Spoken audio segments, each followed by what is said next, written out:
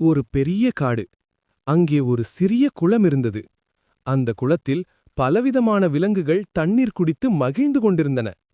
அதில் ஒரு சின்ன மெல்லிய ஆமை இருந்தது. தினமும் அது குளத்தில் நீந்தி விளையாடி நண்பர்களுடன் நேரம் கழித்தது. ஒரு நாள் கோடை ஆரம்பமானது. வெயில் கொதித்து காடெல்லாம் வெப்பத்தில் எரிந்தது. காலம் சென்றபோது குளத்திலிருந்த தண்ணீர் மெதுவாக குறைய ஆரம்பித்தது. மீன்களுக்கு சுவாசிக்க முடியவில்லை. பறவைகள் தண்ணீருக்காக அலைய ஆரம்பித்தன. ஆனால் அந்த ஆமை தினமும் சிறிது சிறிதாக தண்ணீரை சேமிக்கத் தொடங்கியது. அது ஒரு சிறிய குழியில் தண்ணீர் வைத்து அதன் மீது இலைகளை போட்டு மூடியது. நண்பர்கள் அதை பார்த்து சிரித்தார்கள். ஏ ஆமை, நீ எதுக்கு தண்ணீர் சேமிக்கிறாய்? மழை வந்தால் எல்லாம் மீண்டும் நிரம்பிடும் என்றனர். ஆமை அமைதியாக புன்னகைத்தது. தண்ணீரை மதித்தால்தான் வாழ்க்கை நிலைக்கும் என்றது. நாட்கள் சென்றன. மழை வரவில்லை. குளம் முழுவதும் வறண்டு போனது.